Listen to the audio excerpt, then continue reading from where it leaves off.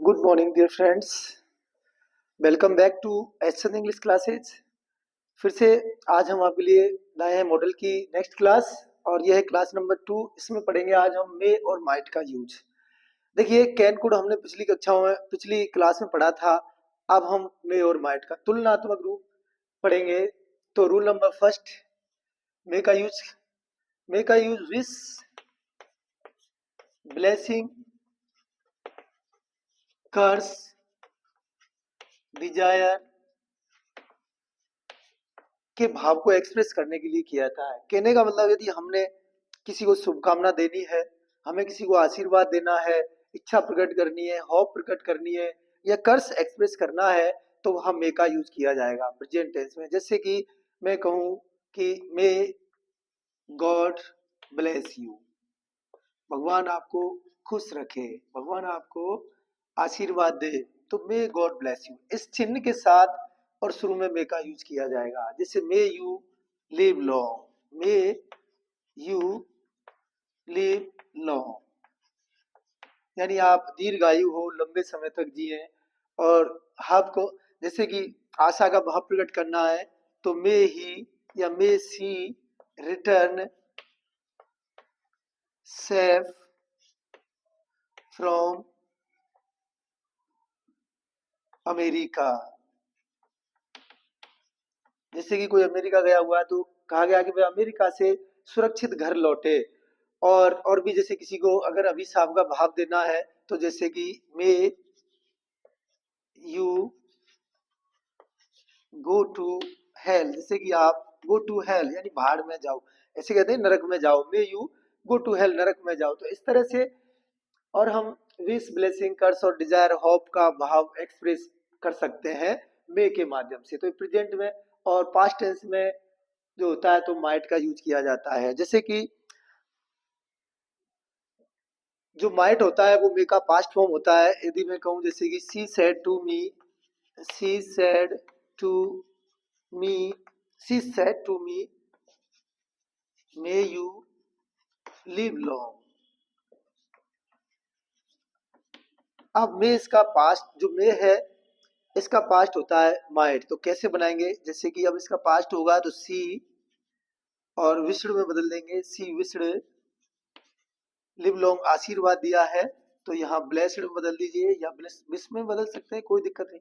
तो सी blessed me, that से इसको जोड़ते हैं, इंडायरेक्ट स्पीच का वाक्य। यू को बदलते हैं मी के अनुसार आई और मे को बदलेंगे माइट में। तो इस तरह से यहाँ मे का जो माइट है वो पास्ट टेंस होता है, यानी मे का पास्ट फॉर्म माइट होता है, माइट लिव लॉन्ग। तो ये इसका इस तरह पास्ट हो गया। ऐसे कैन का कुड पास्ट होता है, ऐसे मे का माइट पास्ट होता है। देखिए ये इसका फर्स्ट रूल हुआ। सेकंड रूल, तो प्रेजेंट पर्पस यानी वर्तमान काल में उद्देश्य प्रकट करने के लिए, यदि हमें वर्तमान काल में उद्देश्य बताना है तो हमें मे का यूज करना है। और यदि पास्ट टेंस में यानी भूतकाल में हमें अपना उद्देश्य प्रकट करना है तो हमें माइट का यूज करना है। जैसे यानी कि पर्पस, उद्देश्य प्रकट करना। अगर प्रेजेंट में उद्देश्य करना है तो इसमें क्या होता है, देखिए जो हमारा प्रिंसिपल क्लॉज होता है, जो मेन क्लॉज होता है यानी कि जो मुख्य उपवाक्य होता है उसके अंदर यदि प्रेजेंट टेंस है या इंपेरेटिव सेंटेंस है तो जो दूसरा सेंटेंस आएगा जिसमें पर्पस एक्सप्रेस किया, जिसमें उद्देश्य प्रकट किया है, उसमें मे का यूज होगा। जैसे कि she works hard so that she may pass with good marks। यहां देखिए बात ये है, सी वर्क्स हार्ड सो दैट सी में पास विद गुड मार्क्स। तो यहाँ एक दो बात याद रखनी है कि ये जो हमारा प्रिंसिपल क्लॉज है यानी ये मुख्य क्लॉज है, मुख्य वाक्य है ये, इसमें क्या होता है प्रेजेंट टेंस आएगा। प्रेजेंट टेंस ज्यादातर प्रेजेंट इंडेफिनेट आता है। ये टेंस इंपेरेटिव भी हो सकता है। इंपेरेटिव वे वाक्य होते हैं जो फर्स्ट फॉर्म से, डू नॉट से, प्लीज, काइंडली से और लेट से शुरू होते हैं। जैसे कि वर्क हार्ड, इसी सेंटेंस को ले लेते हैं, work hard so that you may pass. खूब परिश्रम करो ताकि तुम हो जाओ। और यहाँ बात देखिए समझ में ऐसे आएगी कि जो ये मुख्य भाग होता है सो दैट आता है बीच में, ये मेन याद रखना है आपको। तो सो दैट जब आया हो तो सो दैट से पहले वाला भाग प्रेजेंट टेंस हो तो इधर हम मे का यूज करते हैं, और यदि सो दैट आया है बीच में और इधर वाला इंपरेटिव सेंटेंस हो तो भी इधर हम मे का यूज करते हैं। तो ये ट्रिक्स है और हमें ध्यान रखना है। अगर प्रेजेंट टेंस करेक्ट फॉर्म वाला नियम आया तो इधर हम मॉडल देखेंगे, मे आया है तो इधर प्रेजेंट इंडेफिनिट टेंस भर दीजिए, इधर ऑप्टेड जो इंपरेटिव सेंटेंस आया तो इधर मे भर सकते हैं। दूसरी बात, यहाँ जो सो दैट आया, दैट भी आ सकता है, इन ऑर्डर दैट भी आ सकता है, इनमें से कोई सा भी आ सकता है, तीनों का मतलब एक ही है। और देखिए जैसे कि we eat so that we may live, हम जिंदा रहने के लिए खाते हैं। वी ईट हम खाते हैं सो दैट ताकि वी में लिव हम जिंदा रह सकें। अब यहाँ ऐसे कह सकते हैं we eat that we may live, we eat in order that we may live। देखिए सो दैट आया, दैट आया, इन ऑर्डर दैट आया।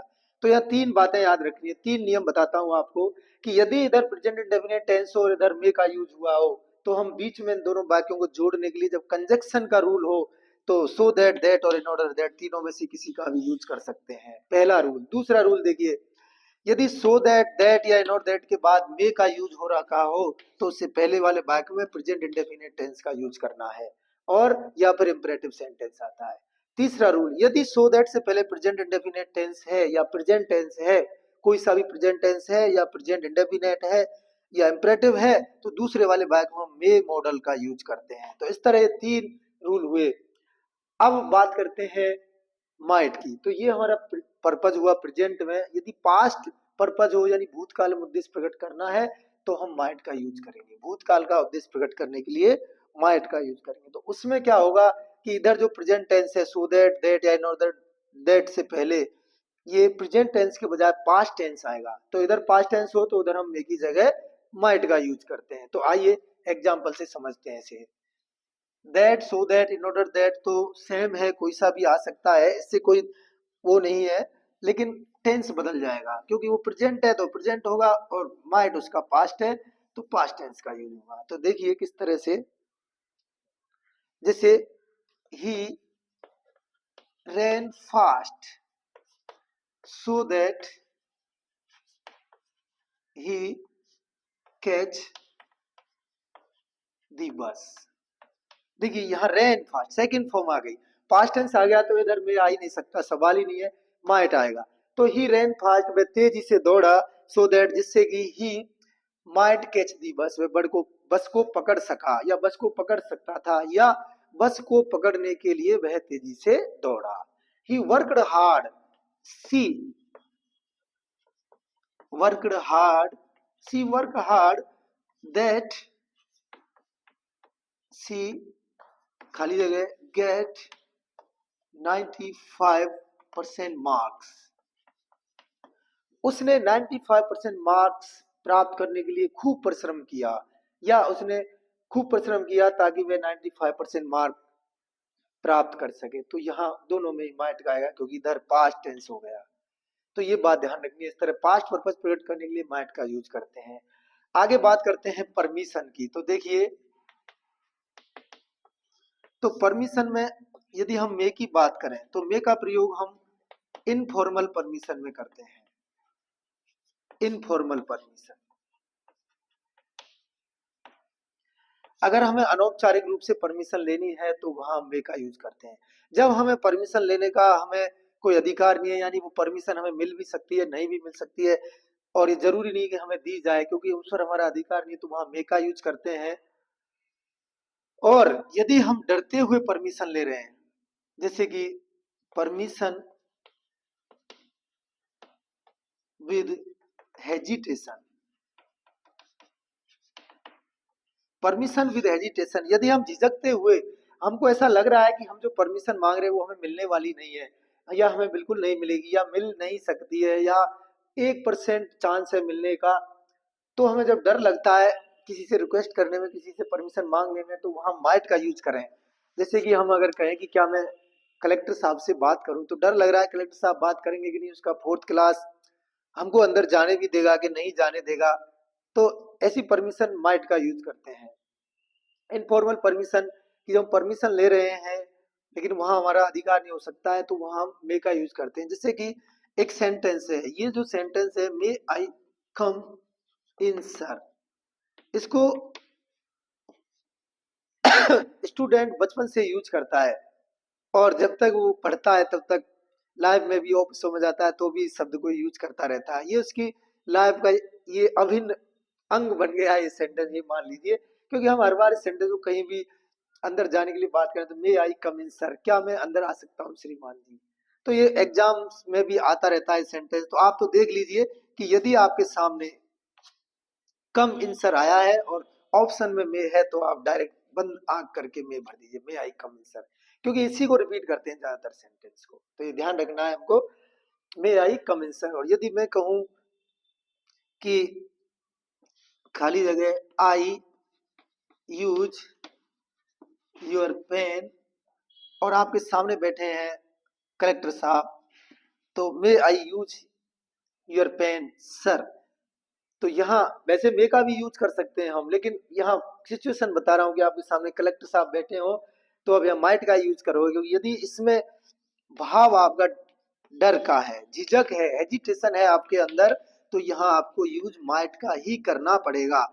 माइट का ही यूज होगा अगर आप हेजिटेशन के साथ रिक्वेस्ट कर रहे हो, हेजिटेशन के साथ परमिशन ले रहे हो, तो आपको माइट का ही यूज करना पड़ेगा। तो इस तरह से ये परमिशन के लिए मे और माइट का यूज हुआ। यदि हम परमिशन मांग रहे हैं अधिकार के साथ, तो वहां कैन का यूज होता है। आइए अब बात करते हैं नेक्स्ट, पॉसिबिलिटी की बात करते हैं। देखिए पॉसिबिलिटी के लिए भी मे का यूज किया जाता है और माइट का भी यूज होता है। पॉसिबिलिटी, देखिए पॉसिबिलिटी, तो जो रिमोट पॉसिबिलिटी होती है,